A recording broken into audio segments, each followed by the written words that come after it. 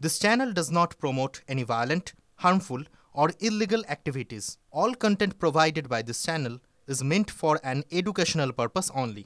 Top quality और consistent performance के लिए सिर्फ सिल्वर पंप नाम याद रखना। এই মুহূর্তে অনেকেই যারা দিলীপ ঘোষ অনুগামী রয়েছেন তাদের হয়তো মন ভালো হয়ে যাবে, কারণ ব্রত ভেঙে সংসারী হচ্ছেন দিলীপ ঘোষ। একদা সংঘের প্রচারক বিয়ের পিড়িতে বসছেন আজই। 61 বছর বয়সে বিয়ে করছেন দিলীপ। পাত্রী বিজেপির দক্ষিণ কলকাতার মহিলা মোর্চার নেত্রী রিঙ্কু মজুমদার। দিলীপ ঘোষের বিয়ের খবরে এই মুহূর্তে তোলপাড় বঙ্গ রাজনীতি। প্রদীপ্ত আমাদের প্রতিনিধি আমাদের সঙ্গে রয়েছেন। প্রদীপ্ত এই বিষয়ে একটু ডিটেলসে জানাবেন যে আজ কখন তার বিয়ে রয়েছে, কখন তিনি গাঁটছড়া বাঁধতে চলেছেন, এই সমস্ত বিষয়টা। প্রদীপ্ত, দেখো, আজকে সন্ধ্যাতে গোধূলি লগ্নে তার এই বিবাহ বন্ধনে আবদ্ধ হওয়ার কথা রয়েছে রিঙ্কু মজুমদারের সঙ্গে, এবং তার পাশাপাশি এই ক্ষেত্রে আমন্ত্রিতের সংখ্যা কিন্তু খুবই কম। তার কারণ দুই পরিবারের একেবারে খুব ঘনিষ্ঠ কয়েকজন ছাড়া কাউকেই আমন্ত্রণ জানানো হয়নি। যদিও বঙ্গ বিজেপির যারা শীর্ষ নেতৃত্ব আছেন তারা যাবেন কিনা সেটা এখনো পর্যন্ত স্পষ্ট নয়। আর তবে সর্বভারতীয় সাধারণ সম্পাদক সুনীল বনসাল গতকাল দিলীপ বাবুর বাড়িতে গিয়েছিলেন। মনে করা হচ্ছে সেখানেই তিনি শুভেচ্ছা সেরে এসেছেন, এবং সুকান্ত মজুমদারকেও এই বিষয়ে জানতে চাওয়া হলে তিনি দিলীপ বাবুর কাছে যাবেন কিনা তিনিও কোনো স্পষ্ট উত্তর দেননি। কিছুক্ষণের মধ্যেই বিজেপির সল্টলেকের যে দপ্তর আছে সেখানে দলের বিভিন্ন নেতাদের নিয়ে বৈঠক হওয়ার কথা রয়েছে, তাহলে সেখান থেকেও হয়তো একটা স্পষ্ট তো জানা যাবে। তবে আমন্ত্রিতের সংখ্যা খুবই কম। ম্যারেজ রেজিস্ট্রার সহ 10 থেকে 15 জনকে আমন্ত্রণ জানানো হয়েছে।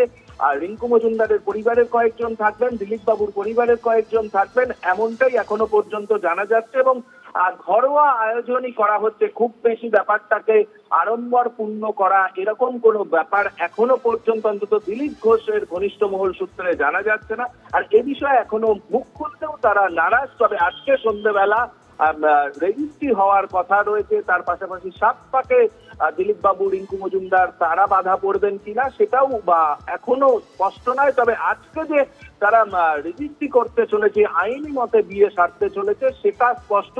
এবং খুব স্বাভাবিকভাবেই চর্চার কেন্দ্রবিন্দুতে দিলীপ বাবু। বিরোধী দলের তরফ থেকে অর্থাৎ তাদের যে রাজনৈতিক প্রতিপক্ষ তৃণমূল কংগ্রেসের তরফ থেকে একাধিক শুভেচ্ছা বার্তা দিলীপ বাবুর কাছে পৌঁছাচ্ছে, কেউ সমাজ মাধ্যমে পৌঁছাচ্ছে, কেউ ফোনে সরাসরি যোগাযোগ করতে পেরেছেন কিনা, তার কারণ দিলীপ বাবু গতকাল থেকে বেশিরভাগ ফোনই তিনি ধরছেন না। এই পরিস্থিতিতে দিলীপ বাবু আজকে সন্ধ্যে নাগাদ তিনি রিঙ্কু মজুমদারের সঙ্গে আইনি মতে বিয়ে করতে চলেছেন বলেই জানেন।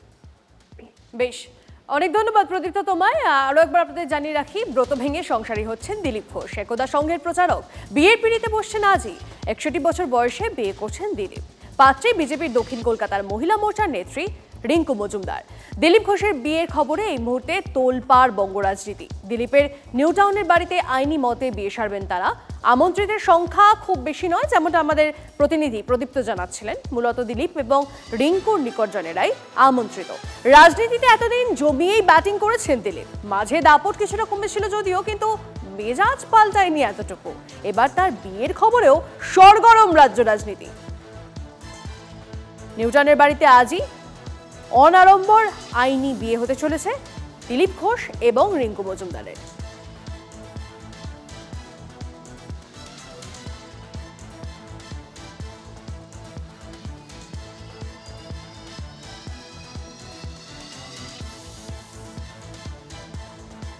বিজেপি নেতা শ্রমিক ভট্টাচার্য, তার সঙ্গে আমরা কথা বলেছিলাম দিলীপ ঘোষের বিয়ে প্রসঙ্গে। তিনি কি জানিয়েছেন শোনাবো আপনাদের।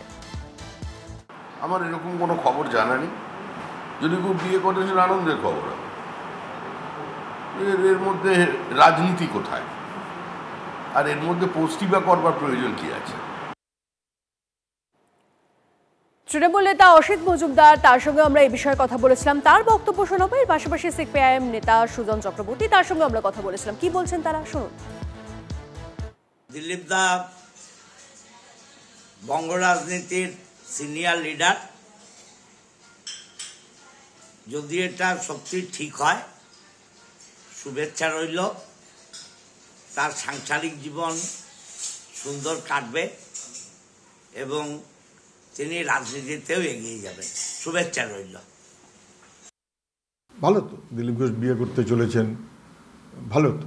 ওনার ইচ্ছে হয়েছে, সুযোগ হয়েছে, আগেও তো ইচ্ছে হয়নি, হয়তো সুযোগ হয়নি, কিন্তু এ নিয়ে আমার প্রতিক্রিয়া দেওয়ার কোনো কারণ আছে বলে আমি মনে করি না। এক্স হ্যান্ডেলে তৃণমূলের রাজ্য সাধারণ সম্পাদক কুণাল ঘোষ প্রথমে লেখেন, যদি বিয়েটা হয় শুভেচ্ছা থাকলো, যদি পার্টির বারণ মেনে নেন আলাদা কথা। পরে আরও একটি পোস্টে শাসক মুখপাত্র লেখেন, দিলীপ ঘোষকে ব্যক্তিগত শুভেচ্ছা, এর মধ্যে রাজনীতি খুঁজবেন না। আর তার পাশাপাশি তৃণমূলের আইটি সেলের প্রধান দেবাংশু ভট্টাচার্য তিনি শুভেচ্ছা বার্তায় লেখেন, অনেক অভিনন্দন, মন থেকে খুশি হয়েছি, নতুন বৌদি আপনার হাত থেকে তরোয়াল কেড়ে গোলাপ তুলে দিন, ভালো থাকুন দুজনে।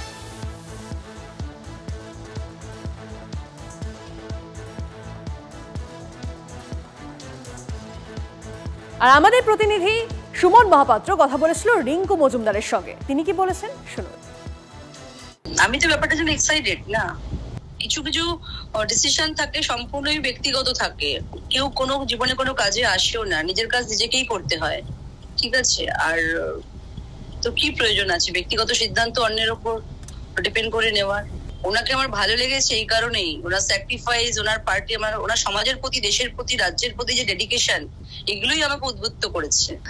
হ্যাঁ, আমি মাকেও দেখাশোনা করব, আমি রাজনীতিতে পুরোপুরি ফ্রন্ট ফেজে না আসলেও আমি ওনাকে ব্যাক প্রজেকশনে থেকে ওনাকে ফুললি সাপোর্ট করব।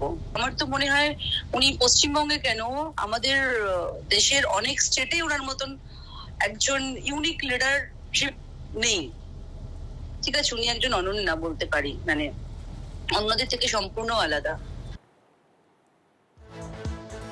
আচ্ছা, এর আগেও শুধুমাত্র দিলীপ ঘোষই না, এরকমই বেশি বয়সে বিয়ে কাদের কাদের হয়েছে এরকম কিছু লিস্ট আমাদের কাছে রয়েছে, আপনাদেরকে শোনাই।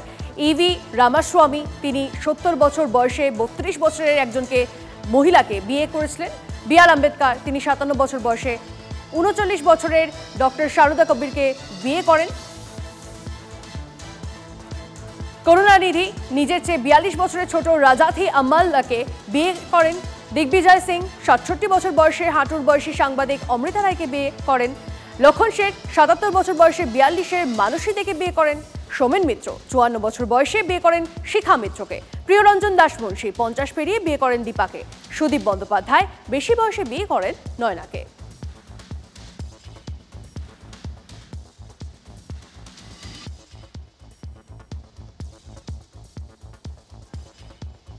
এই মুহূর্তে আমরা যোগাযোগ করে নিয়েছি তৃণমূলের আইটি সেলের প্রধান দেবাংশু ভট্টাচার্য, তার সঙ্গে একটু কথা বলবো। দেবাংশু বাবু, আপনি তো শুভেচ্ছা বার্তা দিয়েছেন, আপনি অনেক অভিনন্দন জানিয়েছেন, আপনি থেকে জানতে চাইবো যে আপনি কি নিমন্ত্রিত?